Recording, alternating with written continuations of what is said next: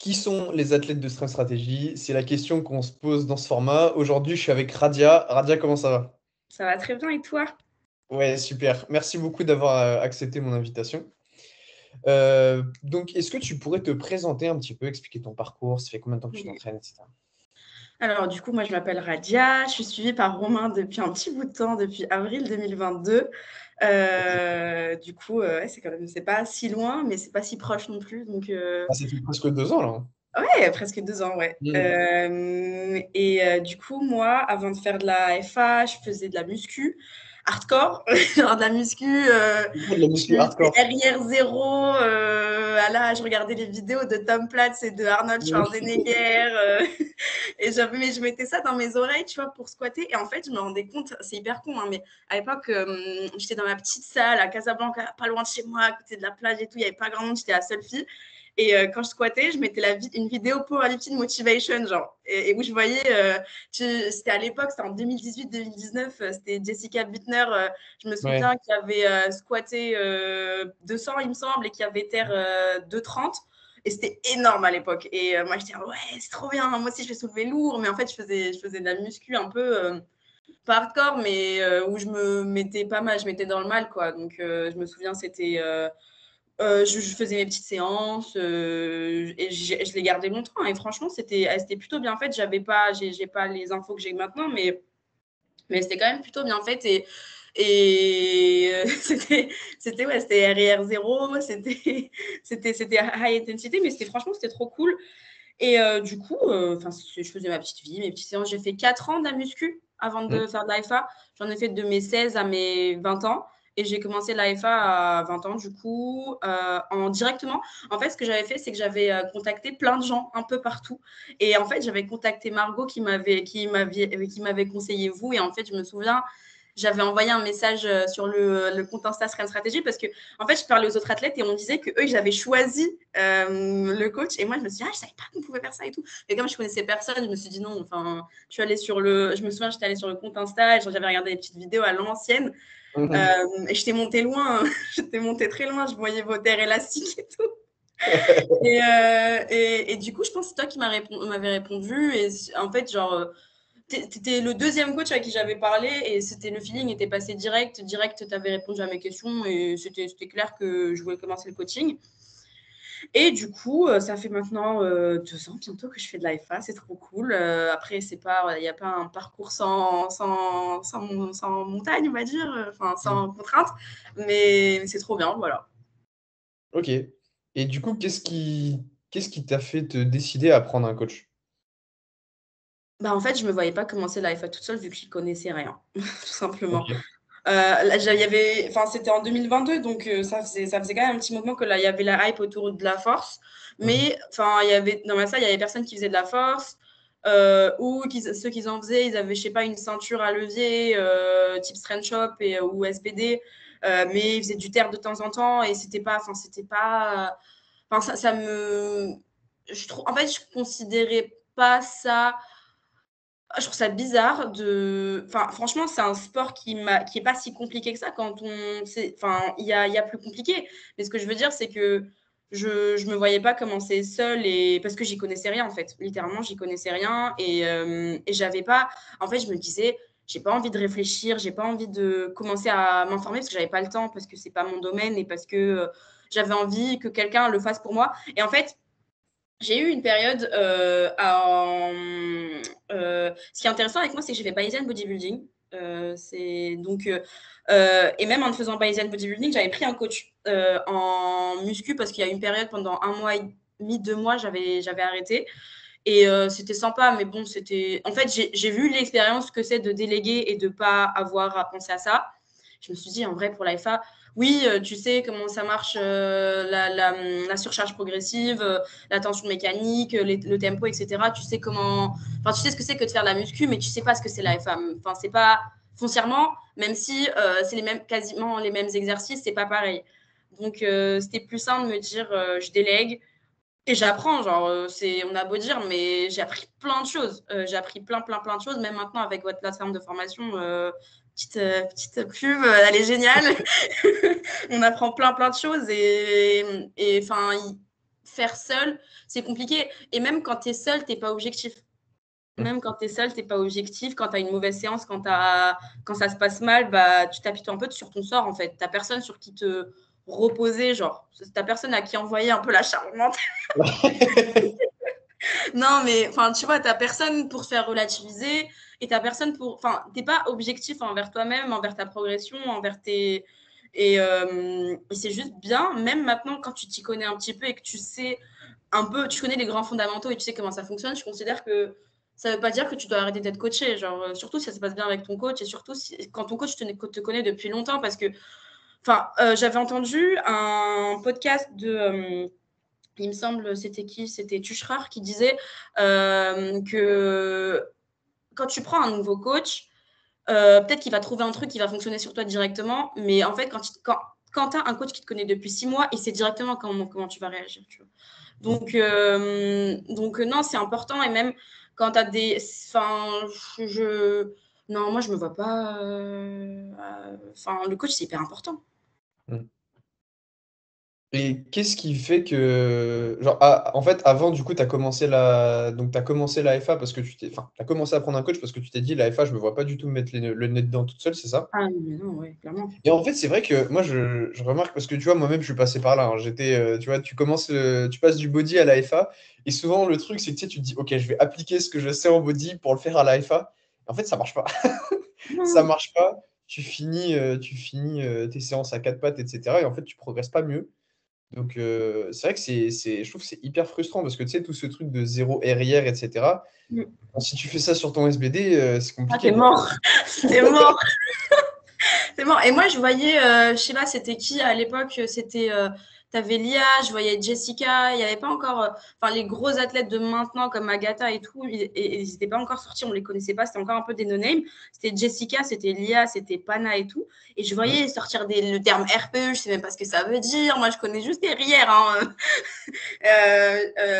Qui parle de ascending set, de tempo, de machin, de trucs. Je me suis dit, mais je vais jamais m'y retrouver toute seule, donc ça sert à rien d'essayer. Enfin, c'est hyper cool pour les athlètes qui font la démarche de s'informer et tout. Et quand bien même ceux qui comprennent et qui captent comment ça marche et les grands fondamentaux, je considère que c'est pas intéressant d'être seul parce que psychologiquement, en fait, tu fonces un peu droit dans le mur parce que tu n'es jamais objectif, tu es toujours hyper dur avec toi-même parfois ou parfois trop laxiste, mais en général, c'est toujours hyper dur avec toi-même et tu sais, tu as du mal à prendre du recul quand tu es seul. Ouais. Donc, toi, au début, c'était plutôt l'aspect prog et maintenant, c'est surtout l'aspect genre accompagnement, mindset, etc., quoi. C'est toujours l'aspect prog parce que Hmm.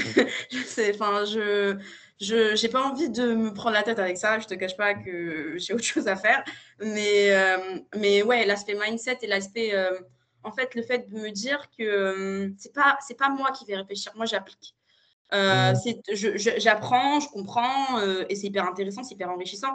Mais à the end of the day, j'ai pas envie de me coucher et de penser est-ce que je dois mettre du tempo ou du 2CT ou du 4x7 sur Ouais. une bench. Ok, je vois. Et après, enfin, et je pense que je me compliquerais beaucoup la vie. Alors que tu me fais des choses plutôt simples qui fonctionnent. Et moi, j'aurais pas ce truc de me dire fais des choses simples, ça va fonctionner. Ouais. T'as tendance à te dire, ok, bon, il faut que j'essaie un truc que j'ai jamais fait et je vais choper le truc. Quand même pas, mais ça me prendrait trop la tête en fait, je pense. Ok. Et est-ce que justement, tu avais des doutes avant de te faire accompagner? Parce que mine de rien, c'est une démarche, tu vois, quand même, quand on a un entraînement qui prend énormément tu sais, de place dans notre vie, parce que c'est hyper important, etc. Je veux dire, déléguer ce truc-là, c'est quand même, c'est pas rien, tu vois. Non, honnêtement, non. C'est vrai? Ah vraiment? Vraiment non. C'est bizarre, hein. Mais en fait, je pense, j'étais arrivée un peu au bout au niveau du body, j'avais envie de voir autre chose. Mhm. Et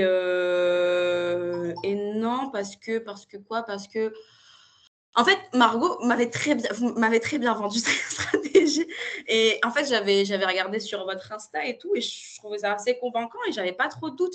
Et en fait, j'avais juste hâte de commencer et hâte de voir ce que ça allait donner. J'étais juste contente en vrai. J'avais pas de doute, pas tout était bien. Ok. Donc, ce qui a vraiment fait pencher la balance, c'est de parler du coup avec une athlète qui connaissait déjà et qui t'a dit, ouais, Ouais. ça se passe bien, quoi. Ouais, même, ouais, et c'est chelou, hein, mais même le prix, parce que j'avais parlé à d'autres coachs qui étaient un peu plus bas et même le fait que je me dise, OK, eux, ils sont légèrement plus chers, bah, je me dis, ça veut dire que, enfin, c'est bizarre, hein, mais je me suis dit, quand même, un coaching, je me souviens, j'avais payé cher mon coaching en body à l'époque. Et Mmh. je connais un peu la fourchette de prix parce que, en fait, tu as un prix plutôt élevé quand tu considères que ton coaching a de la valeur. Après, il y en a certains, le coaching n'a pas nécessairement de valeur et ils mettent un prix élevé. Mais, et ça m'a conforté en fait. J'en avais parlé à ma sœur et je lui disais, mais c'est bizarre, mais le fait que Stress Strategy soit un peu plus cher que les autres, bah, ça me donne plus envie d'aller chez eux. Ok. Ouais, effectivement, c'est vrai que c'est pas hyper intuitif, mais d'un autre côté, nous aussi, de notre côté, c'est un peu rassurant parce qu'on se dit, ok, on est déjà, on peut se permettre, enfin, on a la chance de pouvoir choisir un petit peu avec qui on travaille. Et mine de rien, c'est aussi un critère où on se dit, bon, bah, généralement, ça fait aussi des athlètes qui sont plus investis et du coup, on a plus de résultats. Enfin, tu vois, ça fait partie du truc, en fait. Oui, c'est ça. Et enfin, quand tu augmentes ton prix, surtout quand tu le fais sur la durée, c'est pas anodin.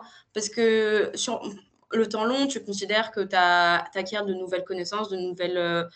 Enfin, en fait, typiquement, le temps que vous passez avec vos athlètes à les entraîner, à leur faire des progs, à discuter avec eux, etc., c'est du temps de formation, entre guillemets aussi, parce que vous avez un panel large d'athlètes et du coup, vous comprenez, enfin, vous comprenez plus d'athlètes, typiquement. Et ça, c'est aussi une valeur qui fait que vous augmentez vos prix. Et c'est normal. Et je me dis, bon, ok, donc ça veut dire que ça fait longtemps qu'ils sont quand même dedans. Ça fait longtemps qu'ils connaissent le milieu. Et je ne vais pas tomber sur n'importe qui va me mettre Ouais, ok, des je vois. carabistouilles hyper chelous, quoi. Donc, ah, oui, parce que parfois, je vois des proches, je me suis dit, ah ouais, c'est bizarre. Ouais, ok, je vois. Et du coup, par rapport à avant, tu te sens comment dans ta pratique de la FA? Par rapport à tout au début ou même à la fin de quand tu faisais du body? Bah, honnêtement, je me sens beaucoup plus relax. Mais ça, c'est que depuis ces derniers temps. Je me prends beaucoup moins la tête et j'y vais juste pour kiffer, en fait. Parce qu'avant, je me mettais beaucoup la pression. Et là, j'y vais juste pour passer un bon moment. Si je passe un bon moment, tant mieux. Si je passe pas un bon moment parce que ça se passe mal, parce que c'est un bad day, bah tant pis, c'est pas grave. Je passerai un bon moment le lendemain. Hmm. Ouais, tu as pris beaucoup plus de, je dirais, de recul sur ta pratique et finalement, j'ai l'impression que même du coup, au niveau de l'entraînement, enfin, les résultats, ils sont plus positifs, quoi. Oui, oui, c'est vrai. Oui, on a bugué pendant 1 an et demi au deadlift et quand je m'en fous, ça se passe. Oui, non, c'est vrai. Bah oui, oui, clairement, Et- parce qu'en fait, j'arrête de trop réfléchir et même la prépa mentale avec Roman, ça aide beaucoup parce que même s'il y a certaines choses dont on parle où il faut que ça reste cadré, etc., bah en fait, juste le fait de take it easy et de pas me mettre foncièrement de pression, c'est vraiment, enfin, c'est game changer, quoi. Ouais, ça te permet. En fait, je pense qu'il y a aussi beaucoup d'athlètes qui, tu sais, qui voient pas forcément ce truc-là, qui se disent, OK, ma technique, elle est bonne, a priori. Ma programmation, normalement, je devrais progresser. Comment ça se fait que ça marche pas? Et en fait, je pense que du coup, cet aspect prépa mental, c'est quand même quelque chose qui est hyper important pour ces athlètes-là, en fait. Oui, et de la Parce vraie que prépa mentale, hein, pas si tu veux, tu peux, quoi. Enfin, parce que oui, non, mais parce que tout ce qu'on voit sur Insta, là, do arrêtez. it! Oui, non, mais stop! Enfin, do it when you're sad, do it when you're lonely, machin. Oui, non, enfin, c'est bullshit. Enfin, c'est clairement bullshit. Oui, faut être discipliné. Oui, parfois, faut se mettre un coup de pied aux fesses parce qu'on a la flemme et c'est normal, on est humain. Mais parfois, c'est pas ça le problème. Le problème, c'est que on se concentre que sur la FA et qu'on n'a rien d'autre à côté. Le problème, c'est que dans notre vie, ça va pas trop et du coup, ça impacte la FA. Le problème, Mm. c'est que genre, on est trop dur avec nous-mêmes parce qu'on se compare à Agatha Chitko. Je sais pas, genre, c'est pas possible. C'est pas, ça fonctionne pas. Et si tu kiffes pas, parce que à la base, on est là pour passer un bon moment, pas pour souffrir sous ses barres et souffrir parce qu'on doit faire un 4x7 au squat, tu vois. Donc, oui, oui, oui, c'est l'expérience qui parle. Et du coup, ouais, c'est vrai qu'en fait, c'est un peu paradoxal, mais du coup, tu mets moins de ressources cognitives au final. C'est pas de, tu vois, c'est pas de l'énergie autant que tel, mais au final, ça te fait ouais, un meilleur résultat, quoi. Oui, c'est ça. Oui, c'est ça. Enfin, en fait, c'est juste que ça occupe moins de place dans ma journée. C'est tout. Ça occupe Et moins du place dans ma journée et je consulte plus trop mon compte Insta, FA. Parce que, enfin, j'y vais de temps en temps parce que c'est toujours sympa de voir les copains et tout, mmh, mais c'est juste pas la priorité. Enfin, je sais que je vais pas, enfin, ma vie ne s'articule pas autour de la FA et heureusement, parce que j'ai pas un niveau international et c'est pas comme ça que je vais manger le soir, ni ouais. remplir le frigo. Donc, non, enfin, il faut juste essayer de prendre du recul et faire la part des choses. Ouais, et c'est pas parce que tu as fait une mauvaise séance que tu es une mauvaise personne. Enfin, Ah oui, oui, enfin, en fait, il faut arrêter de mesurer la valeur de notre personne à un total. mmh, Enfin, c'est pas des chiffres qui font que tu vas réussir dans ta vie. C'est pas des chiffres que tu vas être des chiffres. Enfin, c'est pas parce que tu as des livres de 100 kilos que tu vas être heureux. Hein. Faut être réaliste. C'est vrai que ça fait kiffer de se dire oui, j'ai des livres de 100, c'était un objectif et tout. Mais c'est pas ça qui va faire que tu es heureux, qui va faire que tu. Faut. Moi, je pense il y en a qui sont plus heureux à deadlift 100 kilos parce qu'ils mettent moins de pression que ceux qui deadlift 200 kilos, mais qui mettent toutes leurs ressources cognitives sur mmh, la FA et sur ça. Enfin, ton identité, elle n'est pas basée que sur la force athlétique. Et surtout quand tu n'es pas athlète international, athlète international. mais surtout, je pense que, bon, tu vois, c'est un peu bateau de dire ça, mais surtout, ce qui fait les gens, c'est tu sais, c'est le chemin parcouru, en fait. C'est pas juste l'objectif, parce que, tu vois, à la fin de la journée, c'est un bout de métal, tu vois. Tu as soulevé un bout de Oui, métal, c'est très bien, mais en fait, surtout, ce qui fait plaisir, c'est le fait de voir que, tu vois, tes efforts, ils ont payé, que sur le long terme, ça, tu vois, ça t'a permis de. En fait, juste que tes efforts t'ont permis d'arriver à un résultat et pas juste arriver au résultat parce que juste, tu vois, tu atteins un objectif, je vais dire une bêtise, peut-être 80 kilos au bench, 90 kilos au bench, 100 kilos au bench. Ce qui te fait plaisir, c'est pas d'arriver à 90 kilos au bench, c'est juste de voir que tous tes efforts, ils ont payé. Et de toute manière, une fois que tu auras fait 90 kilos, tu vas te dire, bah maintenant, je le sens, tu vois. oui, oui, non, mais ça se finit jamais. Donc, faut y aller pour passer un bon moment. En plus, c'est aussi un cercle social, la FA. Ce qui fait aussi kiffer, c'est de rencontrer des gens qui ont la même passion que toi, de discuter avec eux, de se faire des amis. Mm. Et en fait, il y en a beaucoup au début qui se renferment et qui sont très go hard or go home. La FA, c'est toute ma vie, je vais être champion de France sub-junior moins 53. Enfin, non, enfin, très, très mindset un peu à la Schwarzenegger. Hein. Et c'est pas une mauvaise chose, mais juste, Ça on a convient pas à tendance tout à le monde. oublier qu'on est autre chose à part athlète de FA. Je sais pas, toi, t'es coach, je sais pas, on fait autre chose, quoi. Mm. Ouais, et c'est pas quelque chose qui va convenir à tout le monde de juste se mettre la misère à chaque fois. Enfin, je pense qu'il y a des mentalités pour qui ça peut fonctionner. Et c'est encore une fois, c'est pas une mauvaise chose, mais je pense que tu vois, cette petite partie, entre guillemets, c'est la partie bruyante. Et du coup, tout le monde se dit, OK, c'est comme ça que ça fonctionne. Et en fait, c'est un tas de gens qui finissent en burn-out, etc. Et moi, je l'ai vu aussi beaucoup personnellement parce que je voyais beaucoup d'athlètes qui, tu sais, qui étaient les premiers à prôner ouais, il faut que je me mette la misère, etc. Et en fait, après, c'était les premiers à, tu vois, quand il y avait une difficulté, etc., bah, c'était beaucoup plus compliqué parce qu'en fait, ils mettaient tellement d'influx dedans qu'ils n'arrivaient plus, pas juste à, tu sais, à garder un mindset un peu stoïque et se dire, bon, bah, ok, c'est juste une mauvaise séance, quoi. Oui, c'est ça. Il faut C'est ça. l'analyser, il faut se dire pourquoi ça a lieu et réussir à corriger le tir après. Et je pense aussi quand tu t'investis énormément de sources cognitives, et de ressources cognitives et de mental à la force athlétique dans ta vie, je pense que quand. Parce que tu auras une mauvaise séance, vraiment, c'est pas Ouais, tout le monde en a.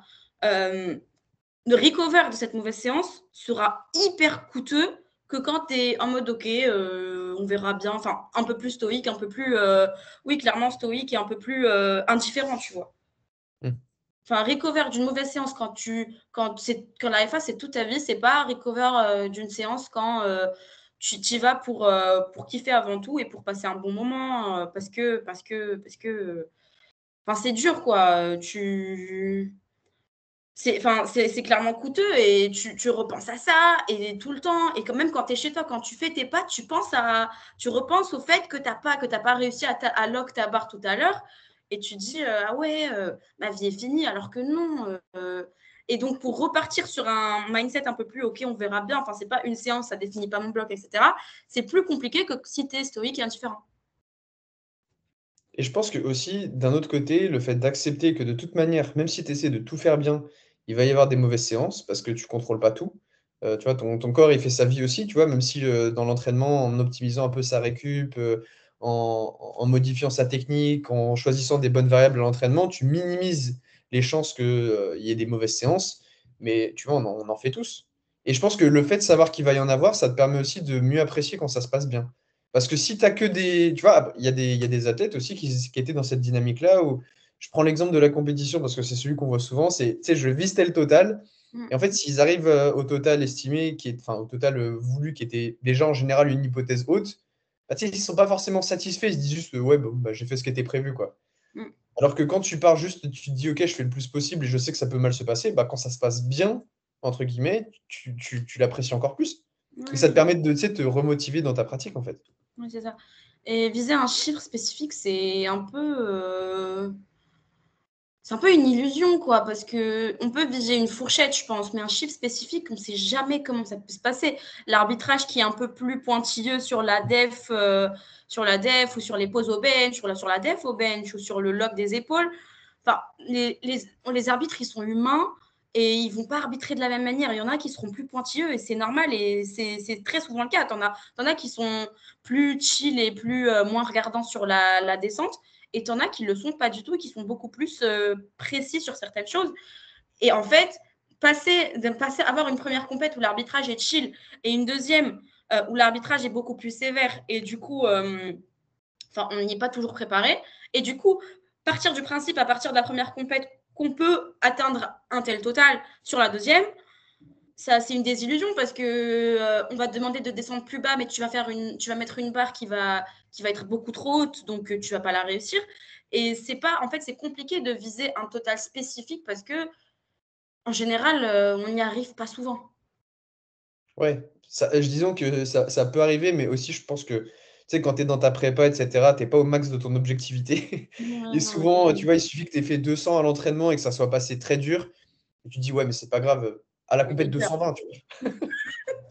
À la compète 220. Et tu vois, moi, c'est un truc que j'ai vu souvent et je dis, bah, La tu compète vois, 220, non mais non, mais vraiment, je te dis ça, vraiment, c'est pas des conneries, tu vois. Moi, ah, mais j'en ai le vu taper il beaucoup. va rajouter 20 kilos genre.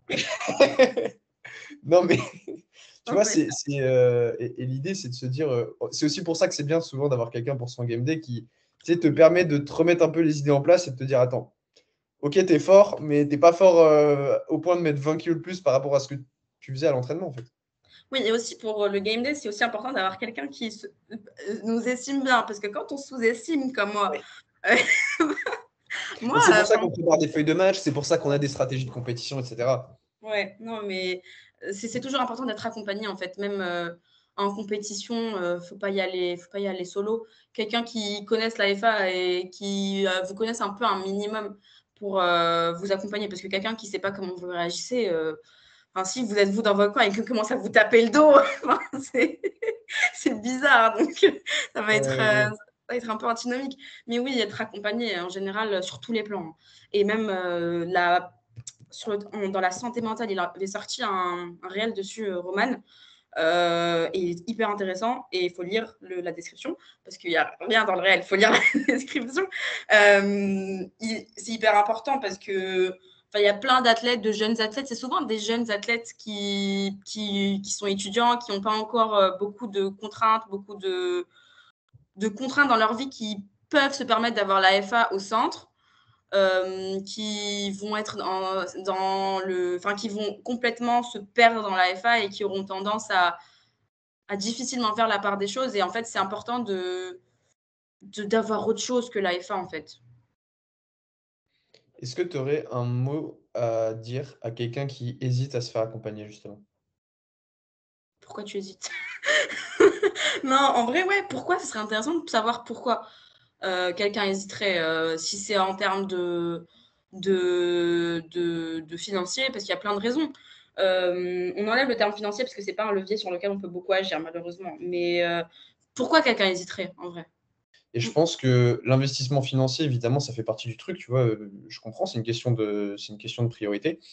Mais j'ai l'impression qu'il y a aussi beaucoup de gens pour qui, tu vois, à partir du moment où ils veulent le truc, il y a des solutions. Évidemment, c'est pas le cas pour tout le monde, hein, je dis pas le cas, mais je pense qu'il y a Oui, beaucoup de gens aussi qui parfois je dirais, c'est parfois un peu une excuse pour pas agir, ouais, parce qu'ils se disent, ouais. OK, il y a ça et en fait, tu vois, si vraiment ils cherchent à trouver une solution, il y en a qui peuvent. Je dis pas que c'est le cas de tout le monde, mais ça fait partie tu vois? Oui, oui, je vois ce que tu veux dire. Oui, oui, clairement, clairement, parfois, enfin, c'est une question de priorité et c'est une question de où tu mets ton argent. Est-ce que tu sors samedi soir ou est-ce que tu préfères progresser en FA? Enfin, tu peux vouloir sortir samedi soir et Ah oui, pas oui, bien sûr, en cours de bien la sûr. FA, c'est OK, Et d'ailleurs, c'est mais une bonne chose. Tu vois, je pense que c'est une bonne chose aussi de s'autoriser à faire un peu autre chose, comme tu le disais, tu vois? oui, oui, clairement, après, mettre 200 balles dans des soirées, non, mais mais mais oui, non, Chacun fait ce clairement. qu'il veut, faut pas juger. Oui, non, clairement. Ça, bah, si s'ils ont l'argent, allez-y, hein, mais après, il faut pas se plaindre, de si on enfin, on peut faire les 2. C'est aussi un truc qu'on peut dire. Enfin, c'est pas antinomique, c'est pas infaisable. On peut sortir vendredi soir, samedi soir avec les copains, passer un bon moment, même chaque semaine, hein, sortir samedi soir, ça a auc je pense pas que ça a tant d'impact, surtout si tu règles ton sommeil à côté, enfin, ça va te permettre aussi de prendre du recul et de te rendre compte que c'est toi qui soulève, tout le bas, en fait. Mais, ouais, non, c'est important. Mais je pense quelqu'un qui hésite, je dirais, en fait, si c'est une hésitation financière, ce qui est très probable, genre me dire, est-ce que franchement mettre de l'argent sur un coaching, mettre 150 balles, 200 balles sur un coaching, ça reste un prix, hein, et c'est normal. Mais est-ce que, en fait, il faut calculer le coût-bénéfice. Genre, est-ce que ça va, en fait, il faut se dire que ça va être tellement moi, je considère que ça enlève la charge mentale. Enfin, vraiment. Euh, T'as quelqu'un qui fait ta prog. T'as quelqu'un quand tu doutes, qui te dit ça va aller. Enfin, en fait, on est accompagné de A à Z et c'est pas que tant l'accompagnement avec toi, mais aussi il y a aussi la plateforme de formation qui est hyper intéressante. Et il y a aussi le fait qu'il y a le groupe avec qui on peut discuter avec plein d'autres athlètes, outre le fait que parfois les discussions sont pas très liées à la FA, mais on peut, quand on a des doutes et qu'on veut d'autres réponses, d'autres points de vue, il n'y a pas que toi, il y a Roman, il y a Suleiman, il y a Eliam. Donc déjà, ça, c'est cool. Et il y a aussi, enfin, si on a des questions sur la prépa mentale, on peut poser la question à Roman. Et si on a d'autres questions sur la programmation, ou sur la progression, ou sur le haut niveau, il y a Eliam et il y a Suleiman. Donc en vrai, vous êtes assez complémentaires et c'est ça qui est cool avec Strength Strategy, c'est que c'est pas qu'un seul coach qui va te donner des leviers programmation. Tu as de tous les profils et en fait, genre, vous êtes vous quatre complémentaires, du coup, y a pas, tu peux pas rester sans réponse en fait. Mmh. Donc franchement, ouais, se faire accompagner, c'est hyper important et juste, en fait, il faut se dire qu'il y a quelqu'un qui va nous accompagner pour progresser et qu'on aura à penser à enfin, c'est sûr qu'on va penser, enfin, quand je dis penser à rien, c'est je grossis, mais en fait, c'est pas à toi de tu vas pas te coucher et penser à ta prog, genre. C'est quelqu'un d'autre qui le fait pour toi et ça, c'est hyper cool. Et si à un moment ça va pas, vous êtes hyper à l'écoute. Si à un moment il y a une prog qui nous convient plus ou des renfos qui nous conviennent plus, on change. Et c'est ça qui est cool, c'est que, enfin, Strength Strategy, c'est trop bien. Vous êtes à l'écoute, plusieurs profils, donc toutes les questions possibles. Il y a aussi le levier prépa mental où on en parle beaucoup. Roman, il nous fait des vidéos rien qu'à nous sur le groupe. Euh, donc, euh, donc non, franchement, c'est même pas tellement que l'aspect coaching, parce que l'aspect coaching est très présent, mais c'est aussi tout ce qu'il y a autour avec les autres athlètes, les questions qu'on peut poser et le fait que vous ayez des profils différents. OK. Merci beaucoup, Radia. Avec plaisir.